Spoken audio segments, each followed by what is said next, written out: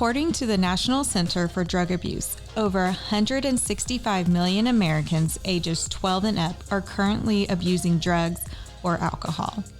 Of those 165 million Americans, there is a mom, dad, sister, brother, wife, husband, son, daughter, or grandparent praying and pleading that they would stop.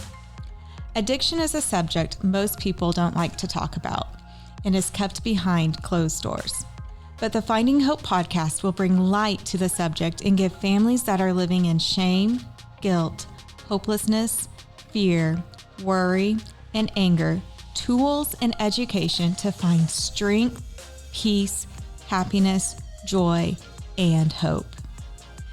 Hello, I'm Amy LaRue, Finding Hope Coordinator for Hope is Alive Ministries and your host for this Finding Hope podcast.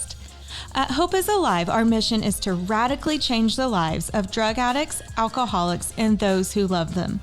We do this through our intentional next level sober living homes and faith-based support groups for the loved ones of addicts called Finding Hope. Thank you for joining us today. Just a reminder, our Finding Hope retreats have hit the road this year, and we only have a couple more available for you to attend. So don't miss your chance and opportunity to be a part of one of these retreats. You can go to fhretreat.com to learn more and to register. But we also have our Run for Hope coming up on September 6th. This meaningful event is a time to honor and remember those we've lost, while also raising awareness and breaking the stigma surrounding addiction. We would love for you to join us in Oklahoma City, Tulsa, Weatherford, Oklahoma, or virtual. You can sign up, submit a photo in memory of your loved one, or volunteer at runforhoperace.com. But today I'm so excited. We have Miss Darcy Stevens back with us today. How are you doing, Darcy? I'm doing good. Doing good. We were just talking yesterday. You're at a golf tournament representing Finding Hope and Hope After Loss. Yes. How did that go? It was hot. It was hot, middle of July in Oklahoma. Absolutely. Yes, but it was great. Tons of golfers, and the course was beautiful. Okay. We even saw deer run across. That's during the day? Yes. Okay. Yeah. Maybe I got confused. Maybe.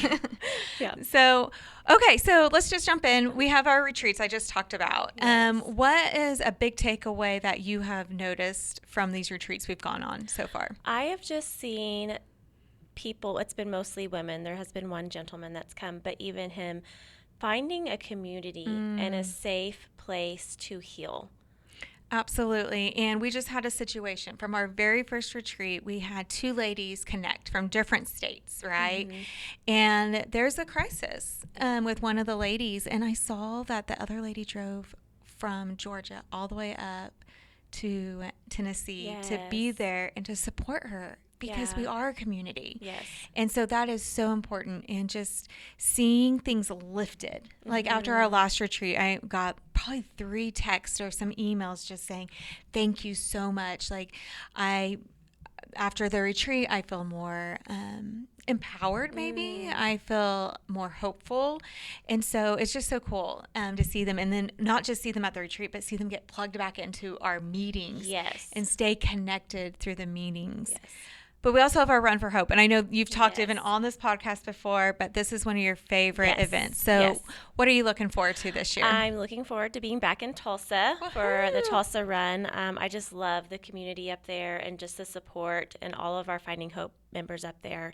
And then I love honoring all of the loved ones that we get to honor, and just I'm going to be emotional, but I've been reaching out to a lot of them over this week to see if they'll honor their loved one again, and just remembering those that we've lost to this disease and knowing that our job is not done and we just have to keep fighting for the people that we've lost and those that are still trapped in this disease. And it just brings so much awareness to that, and I'm thankful for that. Absolutely. And we've gotten quite a few that have come in this week that we get to honor. And I always read through it when it comes in. I don't just ignore it and like, oh, this is just another email, but I read it. I read the name and it just tells a story, and seeing their picture, it's just like how much more than they are this disease that took their lives, and just thank you to the families that give us the opportunity to honor and remember your loved one at this race. And so we'll have a memorial mile of them. And last year we had close to 115. And I know we have a bigger goal this year to be able to do that. So if you have lost or know someone that has, please go to runforhoperace.com and upload their picture.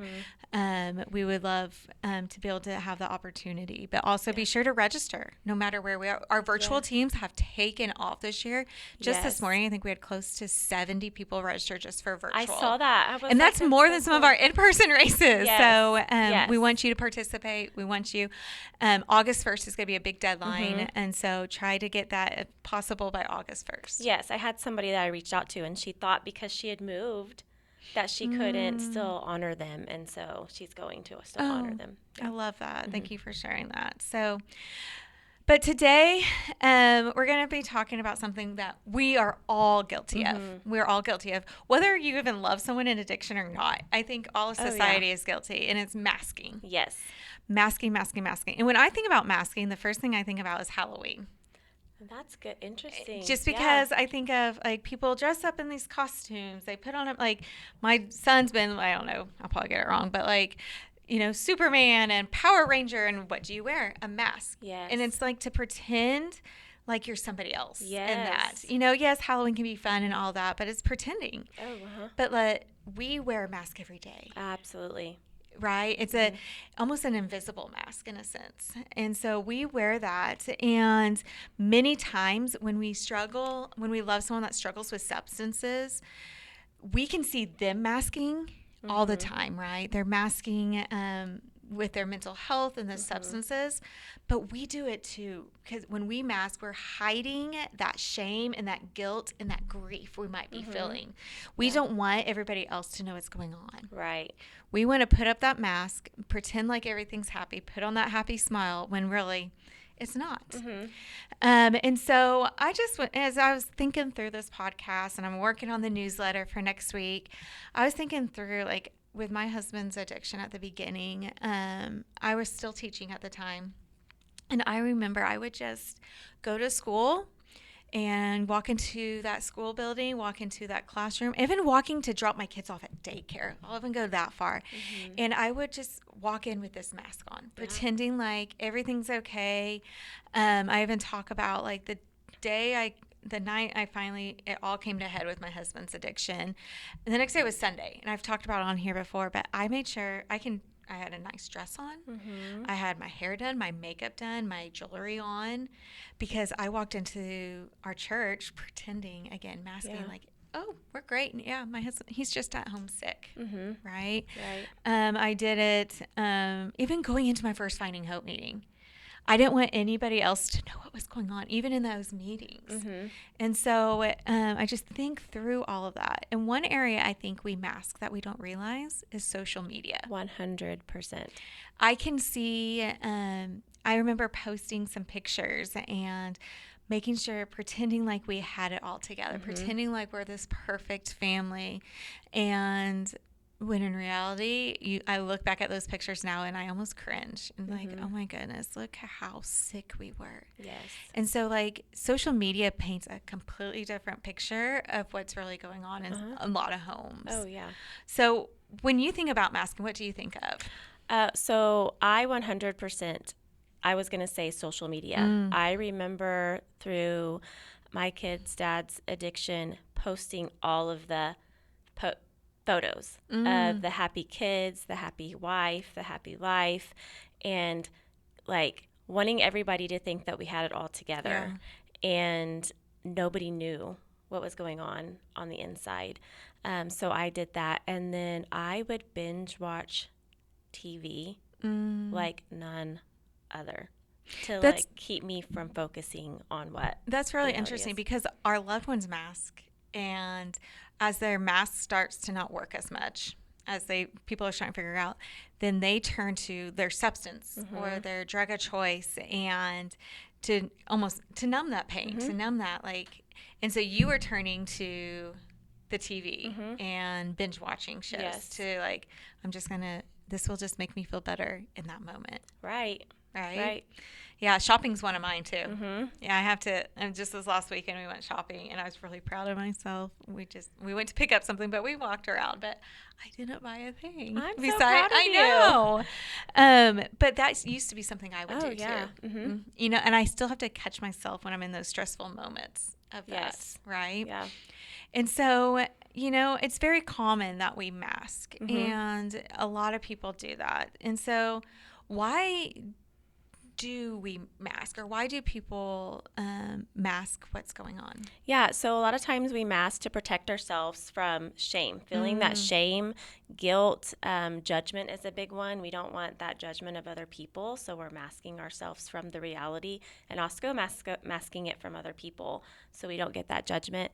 There's negative consequences to some of the things that we're doing and also our loved ones, so we're trying to keep them safe and ourselves safe from the negative consequences. And I have a huge fear of rejection. Okay. So I would say that was probably my biggest one, is I masked because I wanted to feel seen and was afraid of, if people knew the real reality, that they would reject me and not want to they would turn around. Mm-hmm. Mm-hmm. Wow. Yeah. Yeah. And so, you know, we mask also, we're avoiding the avoidance of it, right? Mm-hmm. Of what we're truly feeling.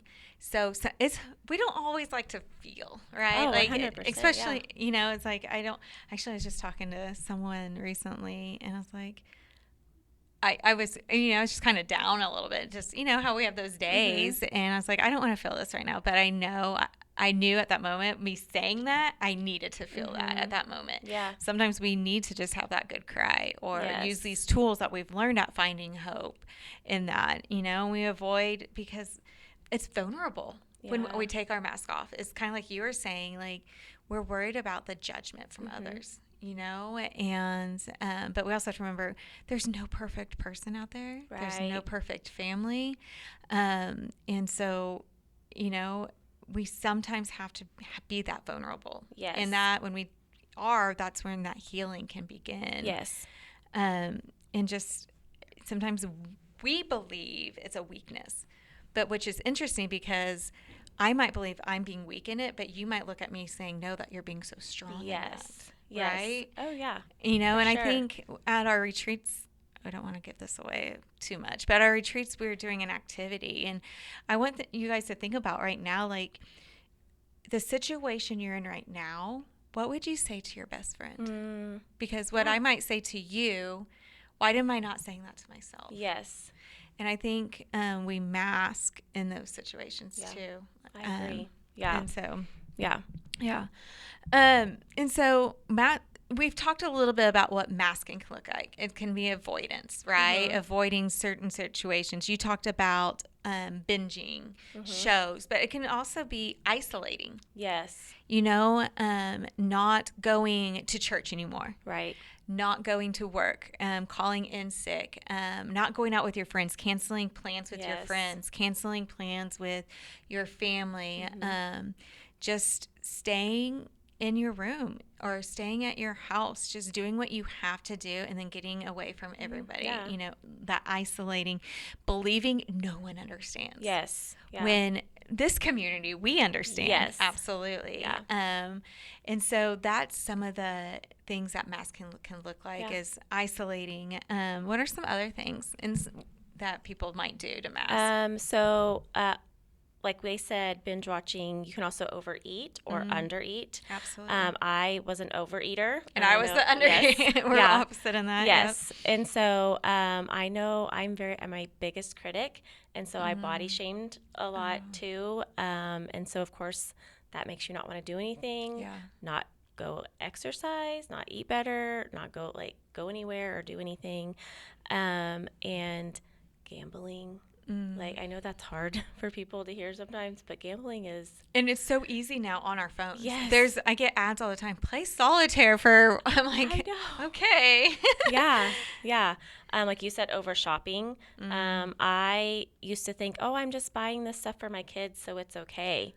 I would justify. So use an excuse, not for you, but for your kids, or maybe for your home or something like that. That's it. Yeah. And so that's a big one for me, is scrolling on social media, just, the constant roll of the finger on the phone, not even taking in what you're seeing, but just, and that is so destructive because then you get caught in the comparison.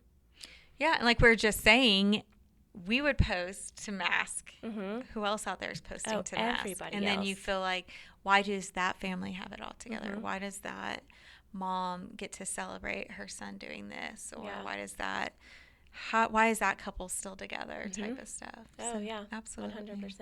Yeah. And then blaming others. You know, we say a lot of times our loved ones blame us, like, and because, you know, we say it's not our fault, but then we blame others for things as well, blaming our kids for different things, blaming friends for walking away and all of that. There's also, it can cause depression and anxiety. And I know my anxiety, I didn't think I ever struggled with anxiety until looking back and I see, oh, those things, I was a very anxious person. And I didn't realize that. And fear is a big one for me, always being fear of the worst happening, fear of things not working out, fear of, oh, what if we go here, what will happen there? And then never having those deep, meaningful conversations. So that's what I love about our retreats is we're seeing these conversations that they've never had before. And that they were masking, but they're able to take off those masks in a safe place.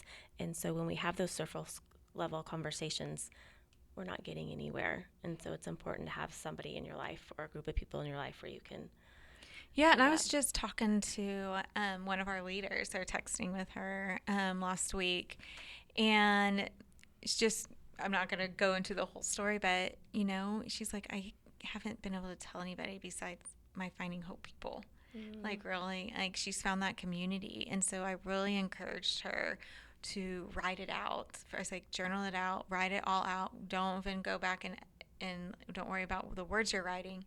And then go back and then start with practicing with someone at Finding Hope or with another leader.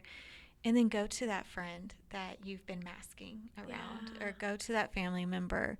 And, you know, I think one of it is when we go and we can start taking off, we have to continue to have those boundaries. Like, I'm about to share something that I've been struggling with. I just need you to listen right now. I just need you to be there as a friend and not really give me advice, but just to hear my heart. Yeah, that's so good. I think that's how we can, and we'll talk about some other ways, how we can start to take off that mask is to go to them. Because what happens a lot of the time when you start to open up, that person will be like, oh, me too. Or a lot of the times they know something's going on and they just can't, they're scared to even come to it. You know, or they know something's going on and they can't pinpoint it and they don't want to ruffle whatever it is, but like they don't want to like bring it up. And so they'll just pretend, but like once you can start that vulnerability, it's almost like you have a huge weight lifted from you. Yeah. And so, you know, a lot of the times when we go down those paths, we have to remember this whole time the Lord is right beside us. Like he's right here with us right now, right, Darcy? Like he's right there. And, you know, he's there. And a lot of times when we are going through this, we can easily mask God and the voice of him and all of that. And so maybe we need to take that mask off for him first. And he already sees us. He knows our true self. He knows who we are.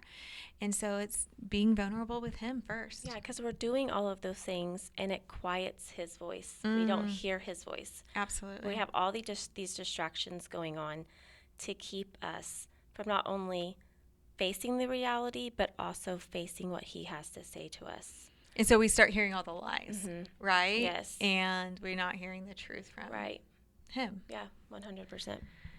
So how do we start this process, right? It's like, okay, I hear you, Amy and Darcy. I mask. I'll pretend I'll put on that happy smile for who I need to put on a smile for.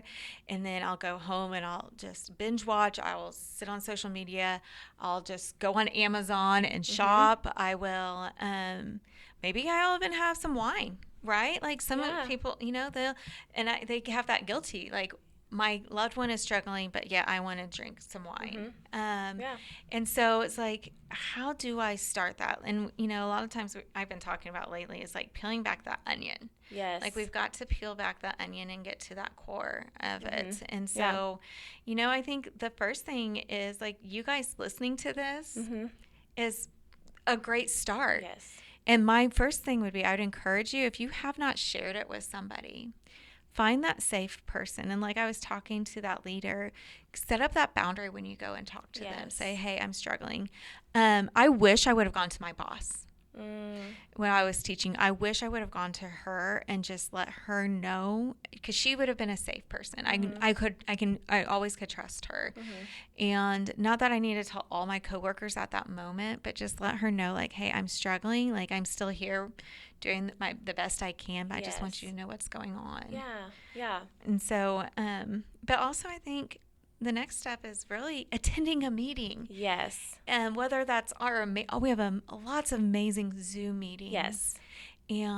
Or an in-person meeting. And my meeting here in Oklahoma City, I just saw an increase recently. And I've been messaging somebody else because they want their loved one to come, or a friend to come. They're like, can I come with them? I said, absolutely. Yes.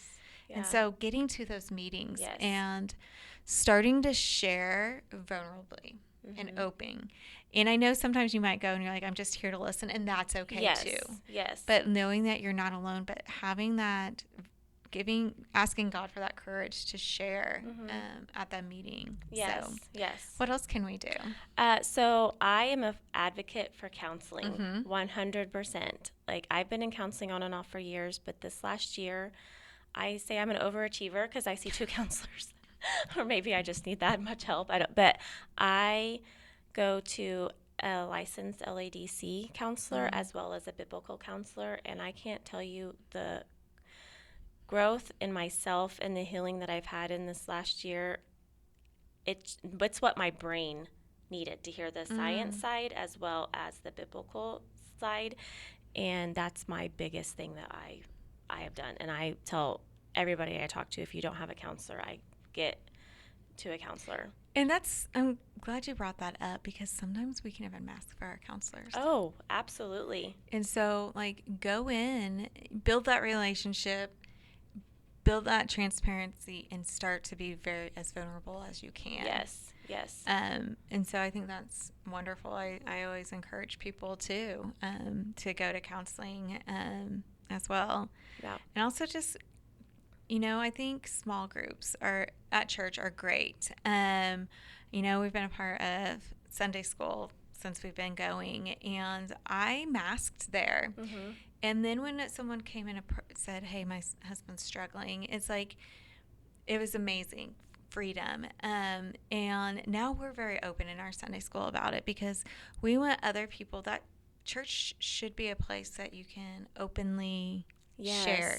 And if it might not be in front of the whole group, get those core people, those core girls or those core guys, go to dinner or coffee and start to share. And again, setting those boundaries, like, I'm just here to share with you.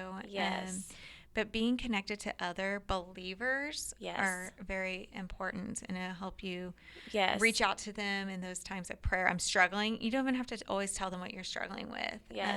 And all of that. Yeah, because I think the next thing, having that believers around you supporting you leads to them pointing you back to what God says about you. Because when we are struggling, because we're not going to be perfect, even with counseling, when we take off the mask, those thoughts can creep back in so easily.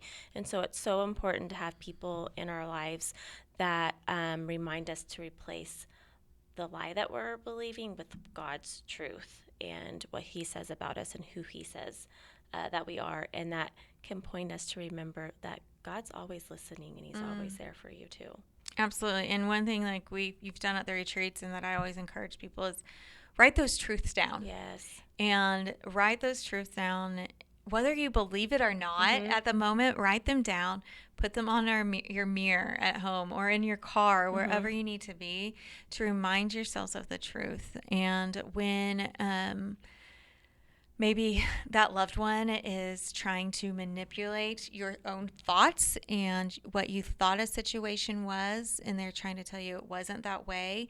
Write that down at that moment, but then also always go back to the truth of who God created you to be and who you are in His image. Yes. Not in everybody else's, and not in your own image, in His image. That's so good. Yes. So, and so, if you're out there listening, if you're watching and you're struggling with this, and like I said, we've all been there. I've been there. I know you've been there, Darcy, and it's very common, right? And I just want you to know, I want you to think through, like, what are you masking, and if so, what are you masking with?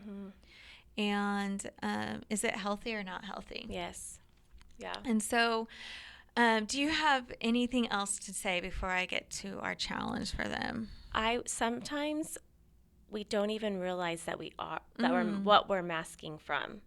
So I think that's important too. Like, somebody can say, well, I know what I do, but why am I doing it? Yeah. So it's important to, it's so important to have time with the Lord every day. Because just to be vulnerable, like Amy's had to tell me in the last couple of weeks, what does God say about that, Darcy? Because those thoughts can creep in. And so, and I'm like, I'm not mad. I believe that. And it's so easy to just pick that mask back up. And so, and you don't realize even the little things you're trying to mask from. And you don't realize that it's something you're masking from. And why are you masking from it? Because you don't want to feel it. Yeah, and so that's definitely something, like asking God, journaling about it, and asking Him to reveal it. Yes. Like, Lord, I know I'm masking.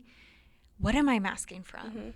Yeah. And help me to take this down. And as you're journaling, and then hopefully talking to a counselor in your group, and that God will start to open your eyes and reveal it to you.